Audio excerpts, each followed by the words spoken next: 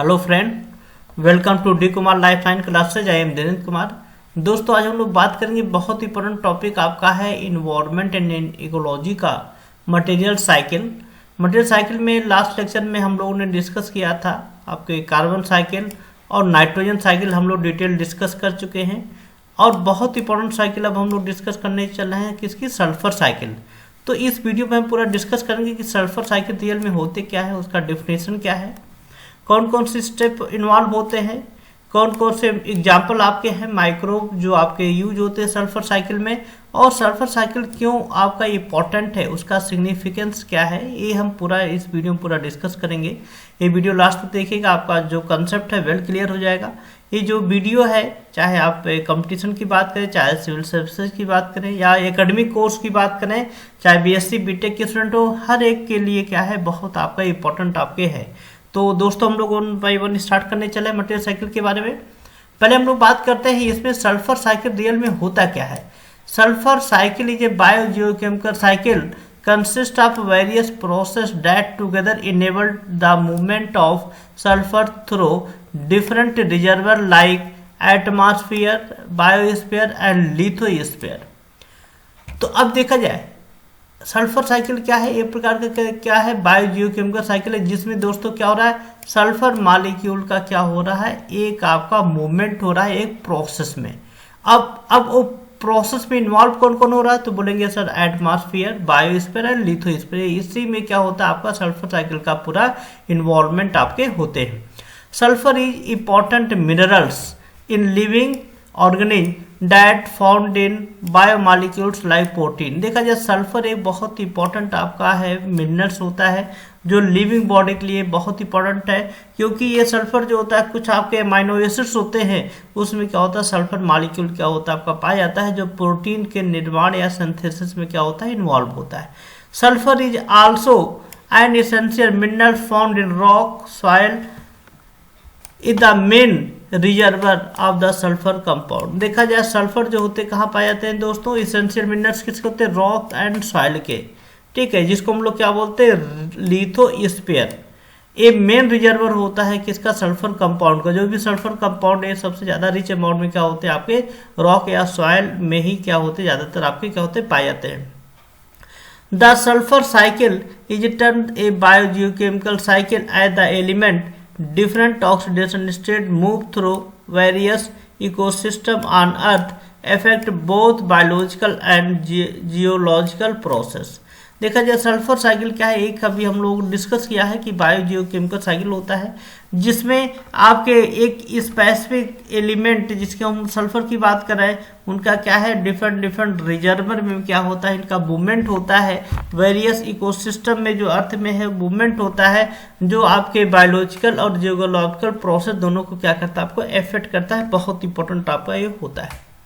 अब इंपॉर्टेंट होता है कि सल्फर के कौन कौन से स्टेप इन्वॉल्व होते हैं, स्टेप क्या होते हैं। सबसे पहले हम लोग बात करते हैं डिकम्पोजिशन ऑफ ऑर्गेनिक कंपाउंड। देखा जाए सल्फर जो प्रेजेंट आपका होता है ये किस फॉर्म में होता है, ऑर्गेनिक कंपाउंड के फॉर्म में होता है। सबसे पहले इसका क्या होता है डिकम्पोजिशन होता है, the break down of protein result in release of amino acid include sulphur. जो अमाइनो एसिड होता है जिसमें सल्फर आपके इंक्लूड होते हैं उसका क्या होता है ब्रेक डाउन होता है। अब इंपॉर्टेंट होता है इसके ब्रेक डाउन के लिए बहुत से आपके क्या होते हैं आपके माइक्रोब्स यूज होते हैं जो क्या करते हैं इसको डिकम्पोज करते हैं। जैसे हम बात कर रहे हैं इसमें बहुत इंपॉर्टेंट है desulfotomaculum bacteria are responsible for reduction of sulphate into the hydrogen sulphide. अब देखा जाए सल्फेट से हाइड्रोजन सल्फाइड में जो कन्वर्ट करने वाला जो बैक्टीरिया आपका होता है डी सल्फोटोमैकुलम, ये बैक्टीरिया का नाम है जो क्या करता है ये आपका सल्फेट को किस में कन्वर्ट कर देता है दो बच्चों, हाइड्रोजन सल्फाइड में, ठीक है। जैसे इसमें बहुत से बैक्टीरिया जैसे सल्फेट रिड्यूसिंग बैक्टीरिया, जैसे सल्फेट रिड्यूसिंग बैक्टीरिया की बात करते हैं डी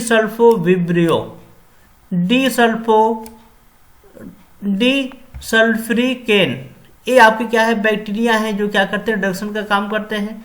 डी सल्फोविब्रियो, ये भी आपके क्या होते हैं बैक्टीरिया होते हैं वेल्गेरेस, ये बैक्टीरिया होते हैं जो क्या करते हैं सल्फेट को H2S में क्या करते हैं आपको चेंज करते हैं। इसी प्रकार से होता है। बैक्टीरिया का नाम है थर्मो डिसल्फोविब्रियो। ये बैक्टीरिया आपका होता है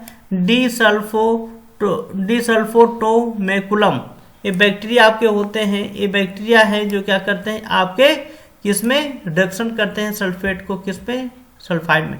ये क्वेश्चन पूछा भी जाता है, काफ़ी बार एग्जाम में पूछा गया है कि जो ऑर्गेनिक सल्फर आपका होता है, सल्फेट की बात करते हैं, सल्फेट को हाइड्रोजन सल्फाइड में कन्वर्ट करने के लिए कौन सी बैक्टीरिया इन्वॉल्व होती है। तो इसमें देखिए बहुत इंपॉर्टेंट है, ये सब बैक्टीरिया होते हैं, आपको याद करना है।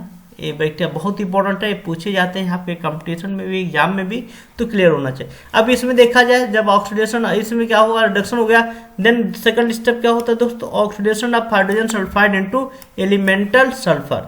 अब यहाँ पे क्या होना, आपका ऑक्सीडेशन हो जाता है किसका, आपके किसका, हाइड्रोजन सल्फाइड का, H2S का, किसमें, आपके एलिमेंटल सल्फर में।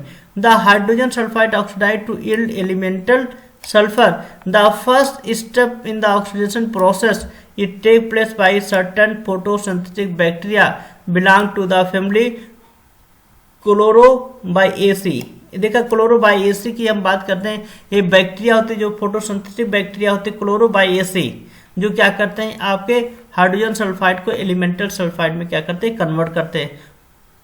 ये नेक्स्ट माइक्रो फैमिली की बात करते हैं क्रोमैटिएसी। एक क्रोमैटिएसी क्या है, ये बैक्टीरिया की फैमिली होती है जो क्या करते हैं हाइड्रोजन सल्फाइड को क्या करते हैं एलिमेंटल सल्फर में कन्वर्ट करते हैं। ये बहुत इंपॉर्टेंट, दो आपकी फैमिली है, बहुत इंपॉर्टेंट है, आपके एग्जाम में पूछे भी जाते हैं कि कौन सी आपकी बैक्टीरिया की फैमिली होती है जो क्या करते हैं आपके ऑक्सीडेशन करते हैं हाइड्रोजन सल्फाइड को एलिमेंटल सल्फर में। बहुत इंपॉर्टेंट आपका क्या है, फैमिली है।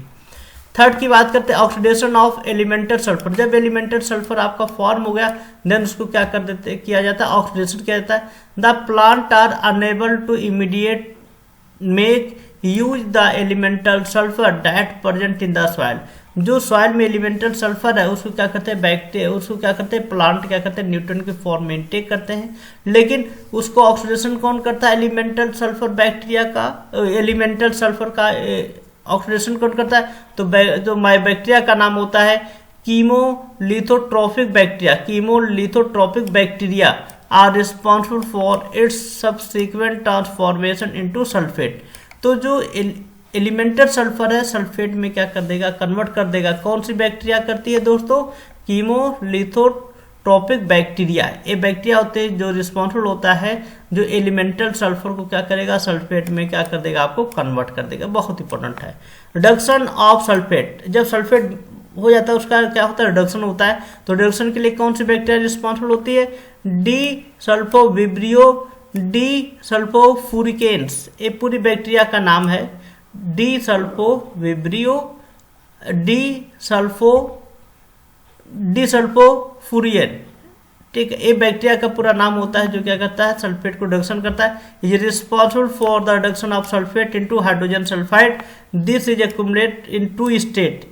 दो स्टेट में क्या होता है, एक्युमुलेट होता है। पहला स्टेट क्या होता है, in the beginning ATP is utilize in the order of to convert the sulphate into sulphide. Sulphate को सल्फाइड में कन्वर्ट करने लिए क्या है, एटीपी का रिक्वायरमेंट होता है। सेकंड स्टेप में क्या होता है, सल्फाइड जो होता है हाइड्रोजन सल्फेट में कन्वर्ट हो जाता है। सेकंड की बात करते हैं, the transformation of sulphide into hydrogen sulphide via the reduction process. Reduction process से क्या हो जाएगा, जो सल्फाइड फॉर्म होता है वो क्या कन्वर्ट हो जाता है, किसमें, हाइड्रोजन सल्फाइड में क्या होगा, कन्वर्ट हो जाएगा। अब ये पूरे जो स्टेप है उनको हम यहाँ पे डिस्कस करने चल रहे हैं पूरा। अब इसमें हम लोग बात करते देखा जाए, आपके सॉइल में क्या होते हैं, आपके सल्फर मॉलिक्यूल क्या होते हैं, आपके सल्फेट के फॉर्म में क्या होते हैं, प्रेजेंट होते हैं। इनको क्या करता है, प्लांट इनटेक करता है। प्लांट इनटेक करता है तो क्या होता है, देखा जाए यहाँ पे उसके रूट क्या किए, इस सल्फेट को क्या किए, यहाँ पे यूटिलाइज कर लिए। लेकिन जो सल्फेट जो आपका होता है AB गैसेज के फॉर्म में, SO2 के फॉर्म में चला जाता है, कहाँ पे, एटमॉस्फेयर में। एटमॉस्फेयर में क्या होता है, अगेन ए क्या होता है वहाँ पे एटमॉस्फेरिक सल्फेट में कन्वर्ट हो जाएगा। ये सल्फेट में क्या होगा, आपका कन्वर्ट हो गया। जब रैन फॉल होता है तो एसिड रैन के फॉर्म में क्या होता है, वो सल्फेट मॉलिक्यूल क्या होता है, आपके अर्थ में अगेन आ जाता है, आपके सॉइल में आ जाता है। वो सॉइल से क्या होता है, अगेन ए सल्फर मॉलिक्यूल क्या होता है, सर्कुलेट आपका होते चला गया। सेकंड बात करते हैं, आपके अर्थ पे सल्फर मॉलिक्यूल कैसे आता है, तो बोला गया जो आपके एनिमल्स होते हैं वो ऑर्गेनिक सल्फर क्या होते हैं उनमें पाया था। ऑर्गेनिक सल्फर में क्या होते हैं, ऑर्गेनिक मैटर क्या होता है, सॉइल ऑर्गेनिक मैटर में कन्वर्ट हो जाते हैं तो क्या करते हैं, प्लांट क्या करते हैं, उसको सल्फेट के फॉर्म में क्या करते हैं, इनटेक कर लेते हैं। ठीक है, तो ये आपकी क्या होता है, पूरा आपका प्रोसेस होता है। तो देखा जाए यहाँ पे अगेन बता दे रहा हूँ, SO4 माइनस है, सॉइल सोल्यूशन के फॉर्म में प्रेजेंट है। ये क्या हुआ, वो आपके एटमॉस्फेयर में चला गया। एटमॉस्फेयर से दोस्तों कहाँ चला गया, ये एटमॉस्फेयर में SO2 का वहाँ पे क्या हुआ, वाटर साथ माने वहाँ पे क्या हुआ, कन्वर्जन किस में हो गया, एटमॉस्फेरिक सल्फेट में। ये एटमॉस्फेरिक सल्फेट में कन्वर्ट हुआ। जब बरसात होती है तो एसिड रेन के साथ मिल करके कहाँ चला जाता है, आपके सॉइल में चला जाता है। तो ये देखा जाए, ये आपका स्टेप कंटिन्यू क्या है, आपका ये होते चला जाता है। तो यहाँ से देखा जाए पूरा क्या है, आपके सल्फर साइकिल का पूरा क्या हो रहा है, आपका कन्वर्जन आपके हो रहा है। ये आपको मैं यहाँ पे दिखा रहा हूँ कि कैसे आपके कन्वर्ट होते हैं। सल्फर जो होता है आपके सॉइल में बहुत से रीजन से पहुंचता है। जैसे सॉइल को जब माइक्रोब डिकम्पोज करती हैं, रॉक को डिकम्पोज करती, तो सल्फर कहाँ चला जाता है, आपका सॉइल में चला जाता है। ये जो पीले रंग का है सब सल्फर ही है दोस्तों, यहाँ पे जो दिखाया जा रहा है। ठीक है, तो ये आपको क्या है, सल्फर मॉलिक्यूल पहुंचने का ये आपका क्या होता है, आपके अर्थ में रीजन आपके होते हैं। ठीक है, सल्फर मॉलिक्यूल दूसरा पहुंचता है कहाँ से, इंडस्ट्री से भी पहुंच जाता है। SO2 जब इंडस्ट्री रिलीज करती है, SO2 कहाँ चला जाता है, आपके एटमॉस्फेयर में चला जाता है।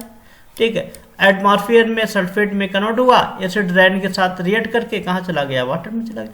तो ये साइकिल कंटिन्यू आपको चलता रहता है। अब इसका इंपॉर्टेंस क्या है, क्यों ये साइकिल का इंपॉर्टेंस है, पहला हम बात करते हैं। Sulphur is essential element that is important component of biomolecules like protein. देखा जाए प्रोटीन में क्या होता है, आपके अमाइनो एसिड में सल्फर मॉलिक्यूल पाया जाता है जो किसी भी प्रोटीन के सिंथेसिस में इन्वॉल्व होता है, बहुत इंपॉर्टेंट होता है।